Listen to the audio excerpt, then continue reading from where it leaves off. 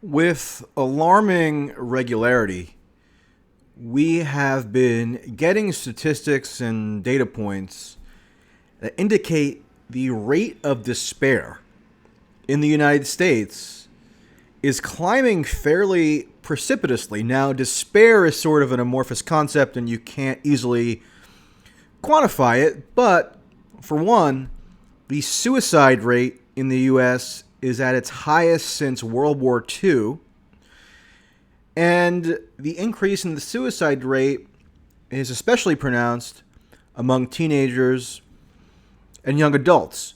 Overall, life expectancy rates have been declining, which is a complete historical anomaly, especially in the developed world where there is no active war-like hostilities. So what is happening, especially considering that this seeming increase in societal despair has coincided with a gigantic increase in the prevalence of antidepressant drugs. Antidepressants are being consumed not just by Americans, but within the Western world on a scale that you'd think would have been pretty unimaginable not that long ago. For instance, according to the American Psychological Association, the number of Americans consuming antidepressants ballooned by 64% between 1999 and 2014. And given the rate of increase, it's reasonable to infer that that number has only increased since 2014. 1 in 6 Americans takes some kind of psychiatric medication, and at least 40 million Americans are on antidepressant medication alone. So that's millions and millions of people on psychiatric drugs of some kind. And antidepressants are more widespread than ever before, and yet we have what I think any reasonable observer would have to conclude is a pretty stark increase in the rate of people who are moved to take their own lives, harm themselves, harm others due to psychic distress. And I know that there has been a lot of skepticism about antidepressants in circles that you might characterize as a tad kooky, like alternate medicine people, people who have just a wholesale dismissal of the entire medical establishment writ large. That's not really my attitude, but I do think, nonetheless, it's eminently reasonable and perhaps even necessary to take a critical eye to how these drugs are affecting the population and whether they're actually achieving what is purported to be their intent, just to diminish symptoms of mood disorders and in particular depression among people who consume these drugs. Now, of course, anecdotally, and there are even some studies corroborating this, people will tell you that they believe they have been helped by the drugs. Now, to what extent is that a placebo effect? To what extent is it a genuine pharmacological response to the drugs that increases or benefits their well-being? It's hard to say. There's sort of mixed conclusions on that point if you examine the empirical evidence. So, to talk about the impact of antidepressants, especially on a societal scale, is not to diminish or deny that specific individuals do routinely attest that they were helped by these drugs. And I bring this up because last month, Marianne Williamson, the slightly eccentric but still interesting presidential candidate, said that she believed antidepressants were being systematically overprescribed for what she called, quote, normal human despair. Which is to say, they're being prescribed not to people who necessarily have a true illness, but are simply reacting to life events which would be expected to cause some kind of depressive episode, whether it be a divorce or economic or financial problems, general lack of content with one's station in life.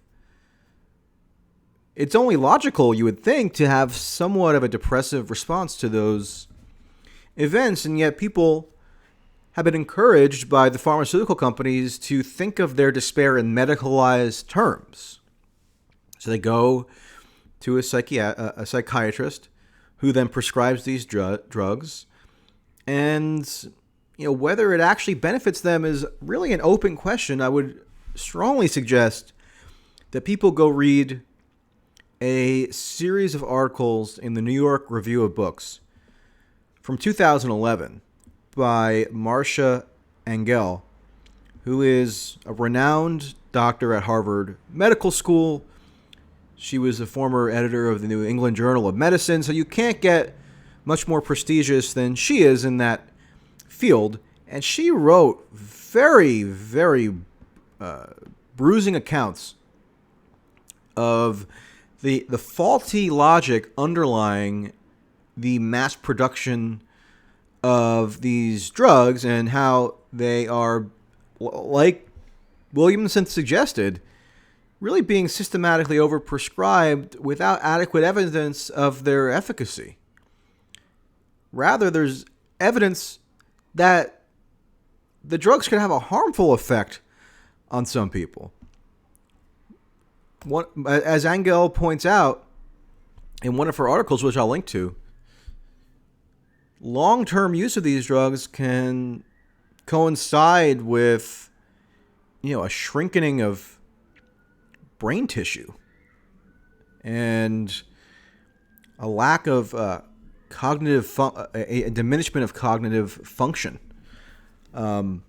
So that's worrying, especially if people are being kind of perfunctorily prescribed these drugs and end up on them for a long period of time. Especially, again, if there might have been other remedies that had been available to them to alleviate their despair through a non-medicalized route. So when Marianne Williamson made this comment last month, it provoked a minor firestorm where people were very angry that Williamson would make that kind of statement given, their personal experiences with being helped by antidepressant drugs. But that's not really a valid response. Anecdotal data doesn't necessarily preclude a more wide-scale structural examination of the larger impact of these drugs. And then there are other people who have negative experiences. So I was actually able to speak to Marianne Williamson about this recently. And I asked her about this idea that she's denying the experience of those who feel that they have been benefited by antidepressants when she makes skeptical statements of that kind. And she said, quote, "Oh, please. What they're denying is the experience of other people, all the people who are addicted and can't get off." Now, there is a substantial body of literature demonstrating that antidepressants are extremely difficult to wean oneself off of and produce all kinds of harmful side effects over the course of the process of getting off the drug. It has to be done very slowly. You have to taper, and we still don't have a great understanding of how it affects the, mental wiring of people who have been on this for a sustained period of time and then try to get off. And there have been horrific experiences that you can read about easily about people who attempted to get off, and then their situation was much worse. Marianne Williamson continued when I spoke to her, since she said, after all these people did, and she's referring to the pharmaceutical companies there, with the opioid crisis, you think they're all just pure intent and concern for the common good when it comes to vaccines and antidepressants? Now, on the vaccine point, I think that's a little bit out there. I'm not an expert on the subject matter, but I would just kind of set that aside and focus on the antidepressant point, because I think it's a little more obvious that the ways in which the pharmaceutical companies have profited enormously from the now seeming ubiquity of these drugs merits serious scrutiny, because there's a clear economic motivation in these drugs now having become as common as they are. The United States is fairly unique in the world in a not too laudable way in allowing for direct-to-consumer advertising for medicinal products. And if you grew up as I did, watching TV where there would be ads with that little Zoloft circle guy who was sad and bouncing on the screen, and all of a sudden he takes Zoloft and he's having a great time and playing with birds and, bouncing around. That doesn't really happen elsewhere in the world. So that kind of advertising, I think, was pretty clearly effective in that it kind of implanted in people's minds this notion that if they're feeling depressed, the most logical course of action for them would be to go and get Zoloft or some other antidepressant. And whether that's the most fruitful thing to do in that situation is up for enormous debate. Obviously, it's a huge and multifaceted subject. Depression, varies from individual to individual, and there can be any number of almost infinite factors. And what these drugs, I think, have done is sort of reduced depression to a malady that is amenable to a traditional medicalized response. And I don't know that that's really profitable for people to be thinking about in those terms.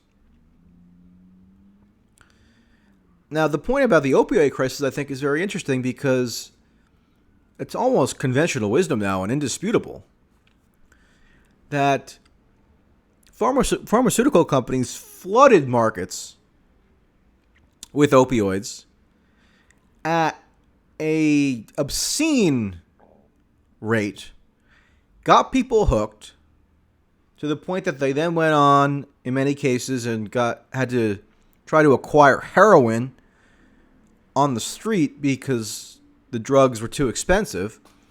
And that's why we had that's actually at least a contributing factor in why we had a fairly noticeable increase in heroin use over the past, 6-10 years, something like that. So, given how the pharmaceutical industry comported itself in relation to the opioid issue, why then would we believe somehow that they have totally pure intention and are interested solely in, benevolent assistance to the population if they have a track record of really not just ripping people off, but ruining their lives? Now, all pharmaceutical companies aren't the same, right? There's probably differences there around the margins. But as a whole, the American public has an incredibly sour view of the industry. There is a tracking poll done by Gallup that gauges Americans' views of commercial industries, government, etc. And 70% of Americans did not have a positive view of the pharmaceutical industry. And rightly so. They are profiteers. They prioritize making money over really enabling well-being. And that's widely understood across the political spectrum. So why would you not then take that skepticism and apply it to this other field of pharmaceutical output, which is anti-depressants? I think rather than chastising people for their distrust in these large, powerful, especially profit-seeking institutions, it's more prudent, as Williamson does, to acknowledge that on a basic level, their instinct of distrust is warranted. And Bernie Sanders actually echoed this to some extent when he was on the Joe Rogan podcast, when he said, quote, "I worry very much that we are over-medicating kids in schools." Now, that applies to so-called ADHD. And Bernie said, when he was a kid, people would be running around and they'd be active. They wouldn't be drugged up. And, that is implicitly, or maybe explicitly, a critique of the pharmaceutical industry and the way that in which they kind of foist these new syndromes upon potential customers and make tons of money as a result. And I think Marianne Williamson is useful insofar as she's framing this issue, especially of antidepressants, through a political lens, right? Because a lot of people have this sort of latent suspicion of the pharmaceutical industry, maybe even of antidepressants and the marketing schemes associated with them in particular, but lack the sort of context to interpret that issue through a political framing. And just the mere fact of Williamson being a presidential candidate and talking about these issues in the context of a presidential campaign politicizes them, which is entirely justified because the pharmaceutical companies are only in the dominating position they're in the American economy and social life because of governmental support and subsidy. There's a gigantic policy imperative for the voter whose taxpayer dollars go toward these subsidies and go toward sustaining the industry to better ascertain whether antidepressants in particular are doing what they are sold as supposed to be doing, which is alleviating despair. And we have all these metrics which indicate that despair is actually increasing to a disturbing degree. Now, I wrote a column about this in the New York Daily News, which came out yesterday. Obviously, I'll link to it. And I included a little personal anecdote, not because my experience is necessarily that illustrative, but it did sort of shape or influence my thinking on this subject. Probably, 6 years ago or something, I went to a psychiatrist, had maybe a 20-minute meeting, and after that session, which was essentially just sort of like a rapid-fire question and answer deal, I was prescribed an antidepressant, Zoloft. And at the time, I deferred to the psychiatrist's expertise. And I took it for a short period of time. But gradually it became apparent to me in hindsight that the way in which I was prescribed that, fairly potent drug was bizarrely perfunctory. If the drug was meant to address something that's like deep rooted in my psyche, right? How could that remedy become what's perceived as the right way to approach it after a session that's like longer than that's shorter than like a sitcom on TV, right? You think you need a little bit more of a sustained dialogue than that. And of course, it hadn't occurred to me at the time that there might have been even financial incentives and why this person sent me right off to the pharmacy. And so I just kind of thought about it more critically, and I tapered myself off. And I don't begrudge anybody who does feel that that's the best thing for them, but for me it just didn't sit right. So I found it disturbing to ponder how many more people, millions and millions, might have been prescribed these drugs through a similarly perfunctory process. And even if some were helped, great. But others, likely were not helped and maybe even harmed.